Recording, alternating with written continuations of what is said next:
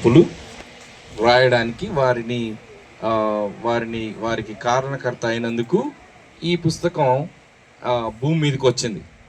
Okay, మనుషులే రాసినప్పటికీ ఇందులో ఉన్నవన్నీ దేవుని మాటలు కాబట్టి ఇవి నా సొంత మాటలు కాదు. కొంచెం సేపు ఎవరు డిస్టర్బ్ చేయొద్దు, కూర్చుంటారా? ఓకే, ఏమన్నా పనులుంటే ఇప్పుడే చేసేసుకోండి. మళ్ళీ మధ్యలో అటు ఇటు కదిలితే నాకు సహనం పోతుంది. ఓకే, సరే, కొంచెం సేపు జాగ్రత్త వినండి. 2 కీర్తనలు చదవడం జరిగింది. 127వ కీర్తన, ఇంకొకటి 128. కీర్తనలు అని అంటే ఇవి పాటలు, వాస్తవానికి పాటలు. ఈ పాటలు గురించి ఈ 2 కీర్తనలు చదవడానికి కారణం ఏంటి అని అంటే ఇందులో కొన్ని కుటుంబానికి సంబంధించి, గృహానికి సంబంధించినటువంటి కొన్ని విషయాలు ఇందులో రాస్తున్నాయి. అయితే ఈ కీర్తనల పైన యాత్రా కీర్తన అని రాసుంటుంది. యాత్రా కీర్తన అంటే యాత్రలో ప్రయాణం చేసేప్పుడు పాడుకునేటువంటి పాటలు, వాస్తవానికి యాత్ర చేసేప్పుడు పాడేటువంటి పాటలు. ఈ యాత్ర చేసేటువంటి పాటల్లో కుటుంబాన్ని గురించి, ఇల్లు కట్టుకోవడాన్ని గురించి ఎవరైనా పాడతారా? ఏమండి, ఎప్పుడన్నా మీరు యాత్రకు పోయినరా? ఏదన్నా పిక్నిక్ కానీ, ఊరికి కానీ, వేరే ఊరికి కానీ పోయినరా? హలో, మీరు మాట్లాడాలా? Yes or no? ఏమండి, హలో, మీరు మాట్లాడకపోతే నేను ముందుకు పోను. వెళ్ళినరా? ఎవరెవరు యాత్రకు పోయినరు ఒక్కసారి చేయి చూపిస్తారా మీరు? యాత్రకు పోయిన వాళ్ళు. అయ్యో, మిగిలిన వాళ్ళు అసలు యాత్రలే చేయలేదు. అయ్యయ్యో, వెరీ నైస్. ఈ యాత్రకు పోయిన వాళ్ళందరికీ తెలుసు ఏంటనంటే, మనం కార్లలో పోయినాం అనుకోండి, పాటలు పెట్టుకొని పోతాం కదా, మ్యూజిక్ వినుకుంటూ పోతాం. కానీ ఎక్కడన్నా వింటారా ఈ కుటుంబాన్ని గురించి లేక ఇంటిని గురించినటువంటి పాటలు వింటారా? ఎవరూ వినం. మనం వేరే వేరే పాటలు వింటాం. అయితే ఈ పాటలు ఎవరు పాడినారు అని అంటే దేవుని ప్రజలైన ఇశ్రాయేలీలు. వాళ్లకు 3 ప్రాముఖ్యమైన పండుగలు ఉండేవి. ఆ పండుగల సందర్భంలో వాళ్ళు ఎక్కడున్నా కానీ ఆ యెరూషలేము పట్టణానికి, కొండ మీద ఉన్నటువంటి యెరూషలేము పట్టణానికి వాళ్ళు వెళ్ళేటువంటి వాళ్ళు. పక్కనే కొండ ఉన్నది. భాస్కర్, నాకు ఇక్కడ రాగానే ఇక్కడ నుండి పోబుద్ది కావట్లేదు. ఓకే, నాకు ఇట్లాంటి వాతావరణం అంటే చాలా ఇష్టం. మా కొండ మీద ఏముంటుందో తెలియదు కానీ మొత్తానికి చాలా బాగుంది. ఈ ప్రజలు యెరూషలేము పట్టణానికి చేరాలి. యెరూషలేము పట్టణం అని అంటే అది దేవుని పట్టణం అని దేవుని వాక్యంలో రాసింది. అక్కడ దేవుని యొక్క మందిరం ఉంటుంది. ఆ మందిరంలో దేవుని యొక్క సన్నిధి ఉంటుంది. సో దేవుని సన్నిధికి వెళ్ళాలనుకొని కోరుకునేటువంటి వాళ్ళు వీళ్ళు. సంవత్సరానికి ఒకసారి కనీసం ఆ 3 పండుగలలో ఏదైనా ఒక్క పండుగకైనా ఖచ్చితంగా వీళ్ళు ఆ కొండ ఉన్నటువంటి ఆ పట్టణం మీద, కొండ మీద ఉన్నటువంటి పట్టణానికి చేరుకునేటువంటి వాళ్ళు. యాత్రా కీర్తన. ఆ యాత్రలో వెళ్తా ఉన్నప్పుడు వాళ్ళు ఈ పాటలు పాడేటువంటి వాళ్ళంట. ఇంకా చాలా ఉన్నాయి యాత్రా కీర్తనలు. వాటిల్లో ఒక సెక్షన్ ఇది. ఈ 2 కీర్తనలు కూడా ఒకే విషయాన్ని గురించి మాట్లాడుతూ ఉన్నాయి. ఏం పాడుతున్నారు వీళ్ళు? ఎందుకు పాడుతున్నారు వీళ్ళు? ఈ యాత్ర చేసేప్పుడు వీళ్ళు పాటలు పాడడానికి కారణం ఏంటి అనేటువంటి విషయం ఇక్కడ రాస్తుంది. ఇది చాలా ఆశ్చర్యకరమైనటువంటి విషయం. ఈరోజు ఇక్కడ మనం రాగానే పాటలు స్టార్ట్ చేశారు వీళ్ళు పాటలు పాడగానే మరి వీళ్ళ పాటల మహిమేందో కానీ కరెంటు పోయింది కదా. వాళ్ళు పాట మొదలు పెట్టగానే కరెంటు పోయింది. కానీ విచిత్రం ఏంటో తెలుసా? మీరు గమనించినారో లేదో, కరెంటు పోయింది కానీ పాట ఆగలేదు. హల్లెలూయా. కరెంటు పోయింది కానీ పాట ఆగలేదు.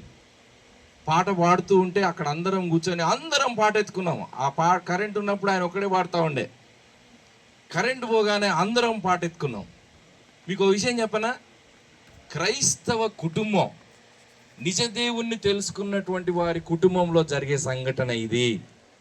అంటే అర్థం ఏంటి? కరెంటు పోయినా పాట ఆగదు. ఏ లేమి ఉన్నా దేవుణ్ణి స్తుతించడం ఆగదు. ఎటువంటి పరిస్థితుల్లో అయినా దేవుని గురించి పాడడం ఆగదు. చెప్పాను కదా, వీళ్ళు యాత్రలో వెళ్తా ఉన్నప్పుడు ఈ పాటలు పాడేవాళ్ళు. కానీ ఈ పాటకు కేంద్రం ఒక వ్యక్తి ఉన్నారు. ఎవరిని గురించి పాడుతున్నారు? ఒక ఆయనను గురించి పాడుతున్నారు. ఒక ఆయనను గురించి పాడుతూ వాళ్ళ జీవితాలను గురించి వాళ్ళల్లో ఆ వర్ణన చేస్తూ వాళ్ళు పాడుతూ ఉంటే ఆటోమేటిక్గా 2 వర్గాలుగా విడిపోయినారు. జాగ్రత్త వినండి. ఇంట్రెస్టింగ్ థింగ్ ఏంటంటే, వాళ్ళు ఒక ఆయన్ని గురించి పాడుతున్నారు. పాడుతూ వాళ్ళు పాడుతూ ఉంటే వాళ్ళ మధ్య లోపల తేడా వచ్చేసింది. ఎందుకు తేడా వచ్చిందో తెలుసా? చాలా ఇంట్రెస్టింగ్ ఉంటుంది. జాగ్రత్త వినండి. ఎవరి గురించి పాడుతున్నారు? మొదటి మాటలో ఆ మాట ఉంది, యెహోవా ఇల్లు కట్టించని ఎడల. ఇల్లు వదిలి వీళ్ళు కొండ మీదకి వెళ్తా ఉన్నారు, యాత్రలో వెళ్తా ఉన్నారు, కానీ ఇల్లు గుర్తు చేసుకుంటా ఉన్నారు. ఎందుకు?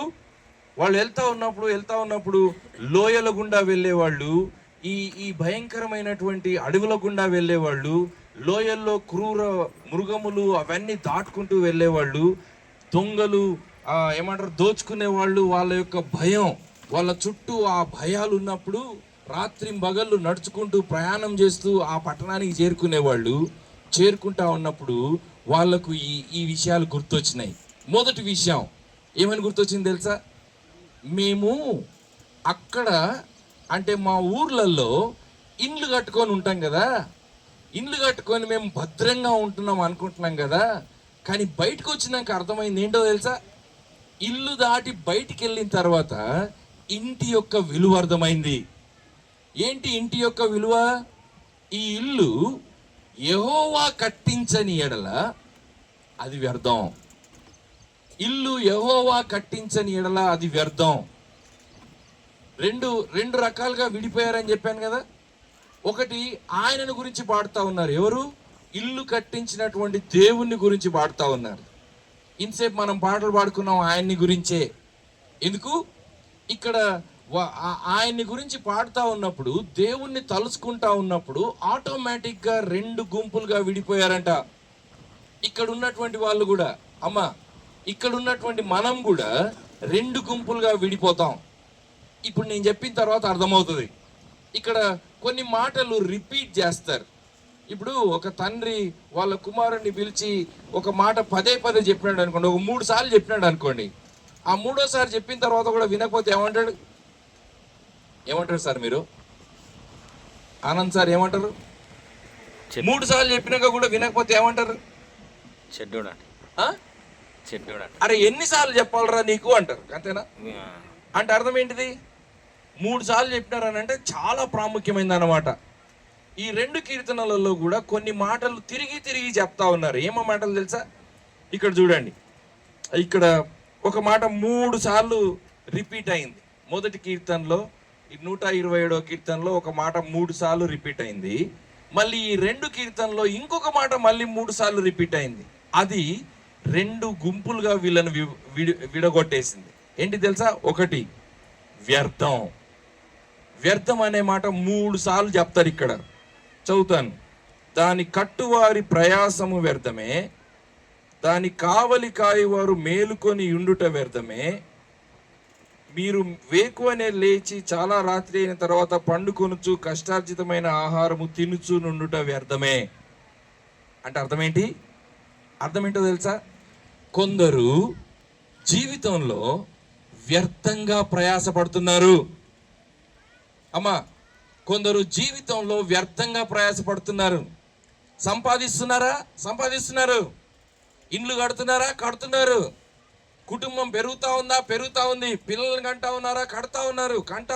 కానీ అన్ని వ్యర్థమైపోతా ఉన్నాయి. చేస్తున్న పనులు వ్యర్థమైపోతా ఉన్నాయి. సంపాదించిన సంపాదన వ్యర్థమైపోతా ఉంది. కుటుంబాలు పెరుగుతూ ఉన్నాయి, సంబంధాలు పెరుగుతూ ఉన్నాయి, పెళ్లిళ్ళు జరుగుతూ ఉన్నాయి. కానీ చివరికి కూర్చొని ఆలోచిస్తే అంతా వ్యర్థం అనిపిస్తూ ఉంది. ఈరోజు చాలా మంది ఈ పరిస్థితిలో ఉన్నారు. చాలా మందికి అన్ని అవసరతలు తీరుతా ఉన్నాయి. ఇంతసేపు అయ్యగారు చెప్పారు 3 విషయాలు కావాలి మనకు. ఏమేమి విషయాలు? రోటీ, కపడా, మకాన్ అన్నారు కదా. ఇవి అందరి దగ్గర ఉన్నాయి. ఇప్పుడు ఇవి లేనటువంటి వాళ్ళు చాలా తక్కువ మంది. కానీ ఇక్కడ వాక్యం చెప్తా ఉంది ఏంటనంటే, మీరు సంపాదిస్తున్నారు కానీ వ్యర్థమైపోతా ఉంది. మీరు సంపాదిస్తున్నారు కానీ వ్యర్థమైపోతా ఉంది. ఎందుకో తెలుసుకుందాం. ఇక్కడ ఒక మాట రాసింది, యెహోవా ఇల్లు కట్టించని ఎడల కట్టువారి ప్రయాసం వ్యర్థమే. అంటే ఏంటి? దేవుడు ఇల్లు కట్టించకపోతే కట్టేవారి ప్రయాసం వ్యర్థమంట. ఎక్కడన్నా దేవుడు ఇల్లు కట్టిస్తాడా అండి? మనం కట్టుకుంటామా? ఏమండి, దేవుడు ఇల్లు కట్టిస్తాడా? మనం కట్టుకుంటామా? చెప్పరు. చెప్పకపోతే లంచ్ లేట్ అవుతుంది. త్వరగా చెప్పండి, ఎవరు కడతారు ఇల్లు? ఇల్లు మనం కడతాం. చాలాసార్లు మాట్లాడుతున్నప్పుడు అంటారు, నేను కట్టుకున్న ఇల్లు. నేను సార్ కష్టపడి ప్రయాసగా, ఏమంటారు, చెమటగా, ఇప్పుడు నాకు చెమటలు వస్తున్నాయి ఇక్కడ. మరి నాకు ఇక్కడ నా 2 నిమిషాలు నిలబడడానికే ఇంత చెమట వస్తుందా అంటే, ఈ ఇల్లు కట్టడానికి భాస్కర్కి ఎంత చెమట వచ్చిందో. నేను కడుతున్న ఇల్లు. ఒక మాట అడగనా మిమ్మల్ని?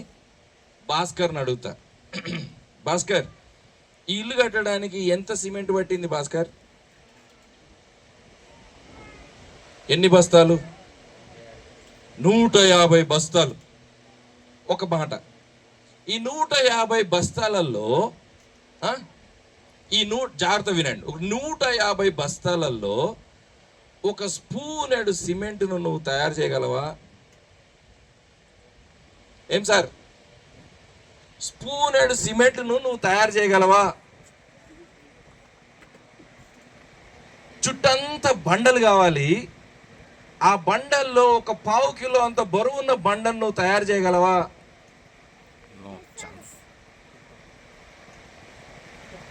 నువ్వు చేస్తావా? నీకు పోయేటప్పుడు చెప్తా. నువ్వు ఎట్లా బండలు తయారు చేస్తావో చూస్తా బిడ్డ. ఎండలో 2 నిమిషాలు నిలబెడితే తెలుస్తుంది. వినండి, ఇంత టీక్ వుడ్లు వాడినారు, టీక్ చెక్కలతోని డోర్లు, అందమైనటువంటి డెకరేషన్లు చేసినారు. చెక్క తయారు చేస్తామో మనం? ఎవరు చేశారు ఇవన్నీ?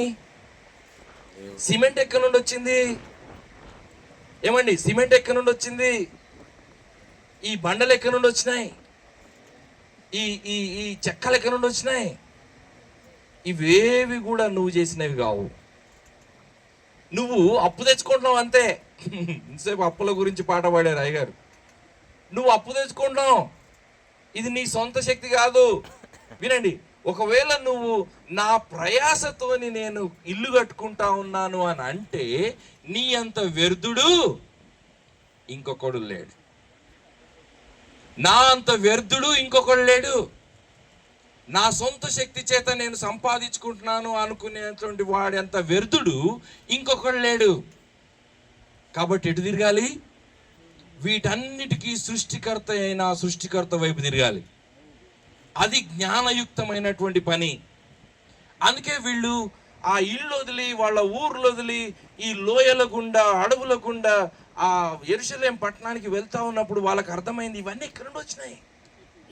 ఈ చుట్టూ ఉన్న ఈ కలప, ఈ బండలు, ఈ రాళ్ళు, ఈ నీళ్లు ఎక్కడి నుండి వచ్చినాయి? ఒక్కరోజు ఆ నల్లలో నీళ్లు రాకపోతే మనకు తెలుస్తుంది కదా పని. మానవుని యొక్క లిమిటేషన్ ఏంటో తెలుస్తుంది. మొన్నటి రోజు మా స్నేహితుడి భార్య ఆ హాస్పిటల్లో ఉన్నప్పుడు అక్కడికి వెళ్ళినాం. ఆమె చివరికి మరణించింది అనుకోండి. అయితే పక్కనే ఉన్నటువంటి ఇంకొక బెడ్లో ఉన్నటువంటి వాళ్ళు మాట్లాడుతూ ఉన్నారు. వాళ్ళు చెప్తా ఉన్నారు ఆమె కూడా చనిపోయింది. కానీ అక్కడ చెప్తా ఉన్న విషయం ఏంటో తెలుసా? 30 లక్షలు కట్టినాం సార్. హాస్పిటల్లో చేరినాక 30 లక్షలు కట్టినాం సార్. కానీ మనిషి దక్కలేదు. అమ్మా ఇటు వినండి, ఈరోజు నువ్వు నేను మనము శ్వాస పీల్చుకుంటా ఉన్నాము అని అంటే అది మన వల్ల అయ్యే పని కాదు. నువ్వు 1 కోటి రూపాయలు కట్టి ఏమంటారు, పని చేయని గుండెను బాగు చేయగలవా? చేయలేం. అందుకే వీళ్ళు పాటలు పాడుతూ ఉంటే వీళ్ళకి అర్థమైంది ఏంటో తెలుసా? మొదటిది, మన ప్రయాస అనుకోవడం వ్యర్థం. మన ప్రయాస అనుకోవడం వ్యర్థం. ఆ దేవుని వైపు చూడకుండా, యెహోవా వైపు తిరగకుండా, ఆ దేవుడు ఎవరో తెలుసుకోకుండా నీ జీవితం గాలిలో పెట్టిన దీపం లాంటిది. అయ్యా, నీ జీవితం గాలిలో పెట్టిన దీపం లాంటిది. ఆ దేవుడు ఎవరో నువ్వు తెలుసుకోవాలి. ఆ నిజ దేవుడు ఎవరో నువ్వు తెలుసుకోవాలి. ఈ సృష్టి అంతటికి సృష్టికర్త ఎవరో నువ్వు తెలుసుకోవాలి. అప్పుడే నీ జీవితం వ్యర్థము అనేటువంటి ఆ లిస్ట్లో నుండి ఇంకో లిస్ట్లోకి వస్తుందంట. ఇక్కడ చూడండి, ఇంకో లిస్ట్ ఏంటో తెలుసా? మళ్ళోసారి 3 సార్లు చెప్తాడు ఇంకో విషయాన్ని గురించి. ఇంకొక రకమైన వ్యక్తులు. ఒకటి, వాళ్ళ మాట ఏంటనంటే వాళ్ళకి పెట్టిన టైటిల్ ధన్యుడు. వారితో తన అంబుల పొది నింపుకొని వాడు ధన్యుడు. 127వ కీర్తన 5వ వచనం. ఆ తర్వాత 128వ కీర్తన, ఆయన త్రోవలయందు నడుచు వారు అందరూ ధన్యులు. మళ్ళీ 4వ వచనం, యెహోవా యందు భయభక్తులు గలవాడు ఈ విధంగా ఆశీర్వదింపు. నీవు ధన్యుడవు, నీకు మేలు కలుగును. 2వ వచనం. మళ్ళీ దానికి ఆపోజిట్. వింటున్నారండి? మొదటి గుంపు వ్యర్థులు. వాళ్ళ జీవితాన్ని వ్యర్థం చేసుకుంటారు. వాళ్ళ జీవితాన్ని ఎలా వ్యర్థం చేసుకుంటారు అని అంటే, మేము సంపాదించేదంతా మా కోసం మేమే చేసుకుంటున్నాం అని ఆలోచించే వాళ్ళు దేవునికి దూరంగా వెళ్ళి దేవుణ్ణి తెలుసుకోకుండా వాళ్ళ జీవితాన్ని వ్యర్థం చేసుకుంటారంట. కానీ ఇంకొక గుంపు ఉన్నది. వాళ్ళు ఎవరంటే వాళ్ళు ధన్యులు. వాళ్ళ జీవితాన్ని ధన్యం చేసుకుంటారు. ఎవరు వాళ్ళు? యెహోవా చేత ఆశీర్వదింపబడిన వాళ్ళు. వాళ్ళ చేత యెహోవా చేత గర్భఫలము అనుగ్రహింపబడినటువంటి వాళ్ళు. ఇంతసేపు అయ్యగారు పాట పాడుతూ ఒక మాట మాట్లాడారు. అయ్యా, ఆ అమ్మ ఎవరో, ఆ పాట పాడిన అమ్మ, ఆ తల్లికి వందనాలు చెప్పండి సార్. కానీ ఆమె ఒక పాయింట్ మిస్ అయింది. ఏం పాయింట్ మిస్ అయిందో తెలుసా? అయ్యా, ఇటు వినండి. ఈ లోకము నీకు ఆధార్ కార్డు ఇస్తుంది. ఈ లోకంలో నీ ప్రయాసతో నీకు ఆధార్ కార్డు దొరుకుతుంది. కానీ దేవుని చేత మాత్రమే ఆశీర్వాదం దొరుకుతుంది. హల్లెలూయా. దేవుడు మాత్రమే ఆశీర్వదించగలడు. నీకు ఆధార్ కార్డు ఉండొచ్చు, ఈ పెద్ద బలగం ఉండొచ్చు, ఈ ఊరంతా నీదే అయి ఉండొచ్చు, ఈ కొండలది నీయే అయి ఉండొచ్చు. కానీ పోయిన తర్వాత కేవలం 6 అడుగుల స్థలం మాత్రమే కావాలి. చెప్పొచ్చే విషయం ఏంటంటే, ఆధార్ కార్డు కోసం మాత్రం జీవించకండి. అడ్రస్ కోసం మాత్రమే జీవించకండి. ఎందుకు? నిత్యమైన అడ్రస్ ఇంకొకటి ఉన్నది. ఎక్కడ? ఆ దేవుని సన్నిధిలో. ఆ అడ్రస్కి నీకు ఆధార్ కార్డు దొరికిందా అనే విషయం ఆలోచించండి. ఈ కీర్తనలో వీళ్ళు అనుకుంటా ఉన్నారు ఏంటో తెలుసా? ఊరు దాటి బయటకు వచ్చారు, దేవుని సన్నిధికి వెళ్తా ఉన్నారు, లోయల గుండా వెళ్తా ఉన్నారు, అడవుల గుండా వెళ్తా ఉన్నారు. వాళ్లకు మేము కట్టుకున్న ఇళ్ళు అవన్నీ వ్యర్థం అన్న సంగతి అర్థమైపోయింది. దేవుని సన్నిధికి వెళ్తా ఉన్నాం. దేవుని సన్నిధిలో ఆయనను తెలుసుకుంటే మాత్రమే, ఆయన చేత ఆశీర్వదింపబడితే మాత్రమే మా జీవితం ధన్యం. ఈరోజు ఇక్కడ కూర్చున్నటువంటి మనం అందరం చాలా సంతోషపడుతున్నాం.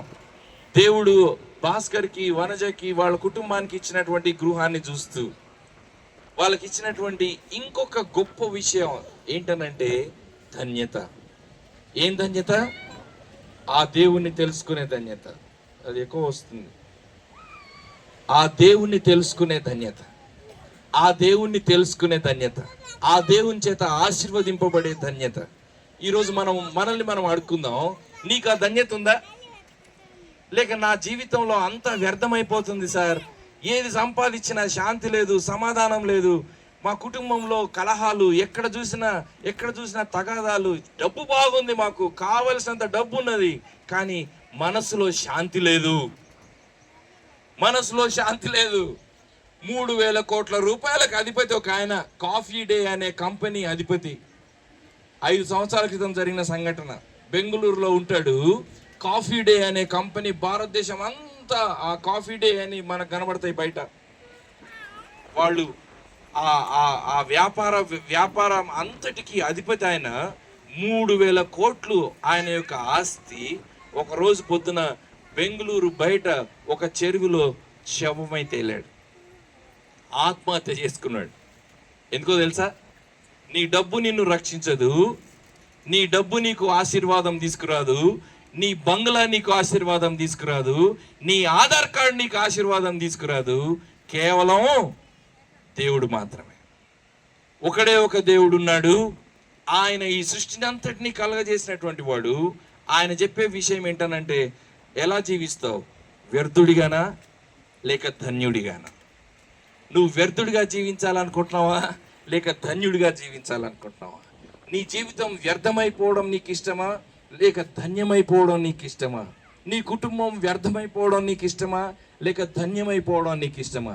రెండు రకాల మనుషులు, వ్యర్థులు, ధన్యులు.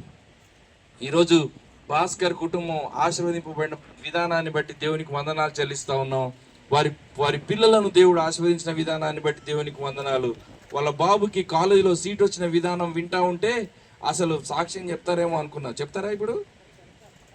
ఉంటుందా? ఓకే, వాళ్ళ సాక్ష్యం వినండి. దేవుడు నిజంగా ఎంత ఆశీర్వదించాడో, ఎటువంటి కార్యాలు ఈ దేవుడు చేయగలడో ఆ విషయాలను మనం విందాం. అయితే ఒక మాట, అమ్మా, జీవితాన్ని వ్యర్థం చేసుకోవద్దు. నువ్వెవరివైనా సరే జీవితాన్ని వ్యర్థం చేసుకోవద్దు. ఈరోజు కళ్ళు మూసుకుంటే నీ ఆధార్ కార్డు ఎక్కడికి పోద్దో ఆలోచించు. ఈరోజు కళ్ళు మూసుకుంటే నీ ఆత్మ ఎక్కడికి పోద్దో ఆలోచించు. నీ ఆత్మకు ఆ దేవుని దగ్గరికి పోయే ఆ నమ్మకం ఉందా? పాపం మనల్ని అంధకారంలోకి నెడుతుంది అని మన పూర్వీకులు చెప్పారు. మన పూర్వీకులు చెప్పినటువంటి మాట ఏంటో తెలుసా? పాపం మనల్ని అంధకారంలోకి నెడుతుంది. అసతో మా సద్గమయ, తెలుసా మీకు? అసతో మా సద్గమయ, తమసో మా జ్యోతిర్గమయ, మృత్యోర్మా అమృతంగమయ అని చెప్పారు మన పెద్దలు, మన భారతీయులు. వాళ్ళు ఎంత గొప్పోలో. వాళ్ళు అన్నమాట ఎంతో తెలుసా? అసత్యం నుండి సత్యం వైపు నన్ను నడిపించు, చీకటి నుండి వెలుగు వైపు నన్ను నడిపించు, మరణం నుండి జీవం వైపు నన్ను నడిపించు, అప్పుడే నాకు శాంతి, అప్పుడే నాకు శాంతి. అసత్యంలో జీవించొద్దు, సత్యమైన దేవుడు ఒక్కడే ఒకడు. చీకటిలో జీవించొద్దు, వెలుగై ఉన్న దేవుడు ఒక్కడే ఒకడు. మృత్యువును ఎదుర్కొంటూ జీవించొద్దు, జీవమై ఉన్న దేవుడు ఒక్కడే ఒకడు. ఆయన భూమి మీదకి వచ్చాడు. ఆయన అన్నాడు, సత్యము నేనే, వెలుగు నేనే, జీవము నేనే అన్నటువంటి వాడు ఒకడే ఒక దేవుడు. ఎవరో తెలుసా మీకు? యేసుక్రీస్తు.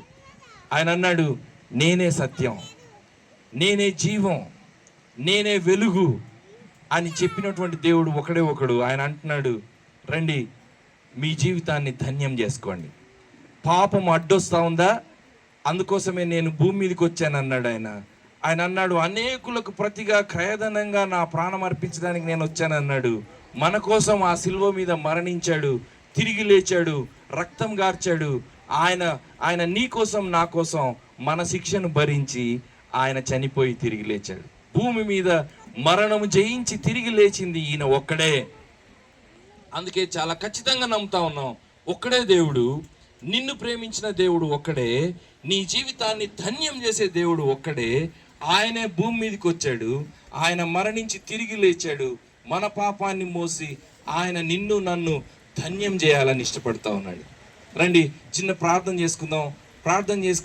ప్రార్థన చేస్తూ ఉన్నప్పుడు మీరు కళ్ళు మూసుకోవాలని నేను కోరుతా ఉన్నా. ఎందుకు అని అంటే, ప్రార్థన అంటే దేవునితో మాట్లాడడం, దేవునికి విన్నవించడం. కళ్ళు మూసుకోవడం ఎందుకు అంటే ఏకాగ్రత కోసం. నేనేం మాయ చేయట్లేదు, మీకేమి మంత్రాలు చెప్పట్లేదు. మీ నోటి మాట చేత మీకు ఎలా మాట్లాడాలనిపిస్తే అలా ఆ దేవునితో మాట్లాడండి. ఆయన మిమ్మల్ని అర్థం చేసుకుంటాడు. దేవా, నా జీవితం వ్యర్థమైపోతా ఉంది, దయచేసి నా జీవితాన్ని ధన్యం చేయండి, మిమ్మల్ని తెలుసుకునే భాగ్యం ఇవ్వండి, నా పాపము కడగబడే కృపనివ్వండి, మీ రక్తంలో నన్ను కడగండి. యేసు, నువ్వు ఒక్కడివే భూమి మీదకి వచ్చావు, మా అందరి కోసం మరణించి తిరిగి లేచింది నువ్వు ఒక్కడివే అని నాకు అర్థమవుతా ఉంది. చరిత్ర దానికి రుజువుగా ఉంది. ఈరోజు నిన్ను తెలుసుకోవాలని నేను ఇష్టపడతా ఉన్నా. నా సొంత శక్తి చేత, నా ప్రయాస చేత నేను నా జీవితాన్ని కట్టుకోవాలని ప్రయాసపడతా ఉన్నా. అంతా వ్యర్థమని అర్థమైంది. నా జీవితాన్ని ధన్యం చేయి, నా జీవితాన్ని ధన్యం చేయి. నీ దగ్గరికి వస్తా ఉన్నాను, నిన్ను తెలుసుకునే కృప నువ్వు అని ప్రార్థన చేద్దాం. మహోన్నతుడా, కృపగల తండ్రి, ఈ మధ్యాహ్న కాల సమయంలో మీ పాద సన్నిధిని చేరి మీకు వందనాలు చెల్లిస్తూ ఉన్నాం. సజీవమైన మీ వాక్యాన్ని బట్టి మీకు వందనాలు. మా జీవితాన్ని మేము వ్యర్థపరచుకోకుండా మీ కృప అనుగ్రహించండి. మా జీవితాన్ని మేము ధన్యం చేసుకోవాలి అని అంటే కేవలము మీ సన్నిధిలోనే, మిమ్మల్ని ఎరిగి మాత్రమే, మిమ్మల్ని అనుభవించి మాత్రమే, మీ ప్రేమను రుచి చూచి మాత్రమే అని మేము గ్రహిస్తూ ఉన్నాం. ఓ యేసు, మీరు మా కోసం భూమి మీదకి వచ్చినందుకు వందనాలు. భూమి పైన మీరు మా పాపపు శిక్షను భరించి ఆ శిలువ పైన మరణించి తిరిగి లేచినందుకు మీకు వందనాలు. ఇక్కడ ఎవరెవరైతే మిమ్మల్ని తెలుసుకోవాలని ఇష్టపడుతూ ఉన్నారో వారి మనోనేత్రాలు తెరవండి. సత్యమును ఎరగడానికి, వెలుగును చూడడానికి, జీవంను అనుభవించడానికి ఈ బిడ్డలందరికీ, మాకందరికీ మీ కృపనిమ్మని, ప్రత్యేకంగా భాస్కర్ని, వనజని, లోకేష్ని, వినీలని మీరు ఆశీర్వదించిన విధానాన్ని బట్టి మీకు వందనాలు చెల్లిస్తూ, ఈ గృహాన్ని బట్టి మీకు కృతజ్ఞతలు చెల్లిస్తూ మా ప్రభువును, మీ ప్రియకమైనటువంటి యేసుక్రీస్తు నామములో స్తుతించి వేడుకుంటున్నాం తండ్రి. ఆమేన్.